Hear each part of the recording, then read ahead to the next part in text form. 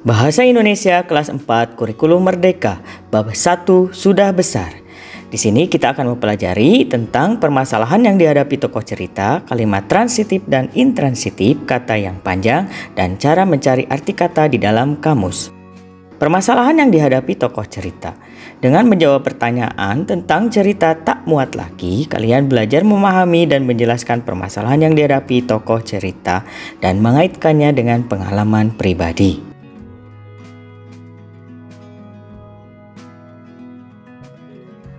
Kalimat transitif dan intransitif. Kalian tentu ingat unsur-unsur yang membentuk sebuah kalimat, yaitu subjek, predikat, objek, dan keterangan. Ada kalimat yang hanya terdiri atas subjek dan predikat, ada pula kalimat yang memerlukan objek. Kalimat transitif adalah kalimat yang memerlukan objek. Tanpa objek, kalimat transitif menjadi tidak lengkap dan salah.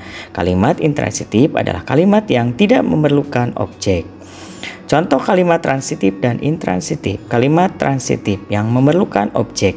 Contohnya, Lani memetik jambu. Objeknya jambu. Sedangkan intransitif tidak memerlukan objek. Contohnya, Lani menangis. Di situ tidak ada objek.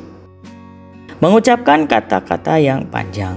Dengan membaca cerita suka dan tidak suka secara nyaring, kalian berlatih mengucapkan kata-kata yang panjang. Contoh kata yang diambil dari cerita suka dan tidak suka: pupu, mengoleksi, hobi, panik, fobia, berkonsultasi psikologi, dan terapi.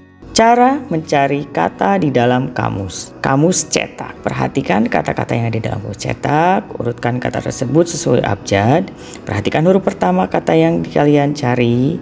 Bukalah kamus pada bagian huruf tersebut. Jika kata tersebut berimbuhan, kenali kata dasarnya terlebih dahulu. Kalian tidak perlu menurutkan kata satu persatu, cukup memperhatikan huruf kedua dan ketiga dari kata yang dicari. Kalian tidak perlu mengurutkan kata satu persatu, cukup perhatikan huruf kedua dan ketiga dari kata yang kalian cari.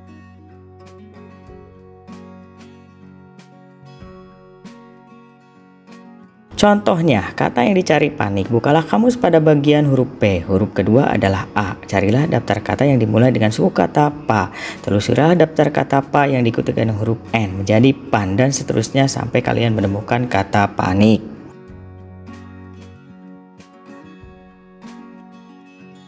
Kemudian dapatkan artinya. Lihatlah huruf sebelum arti kata panik. Huruf A ini menunjukkan bahwa kata panik termasuk kelas adjektif atau kata sifat. Panik artinya bingung, gugup, atau takut dengan mendadak, sehingga tidak dapat berpikir dengan tenang. Terima kasih. Jangan lupa like and subscribe.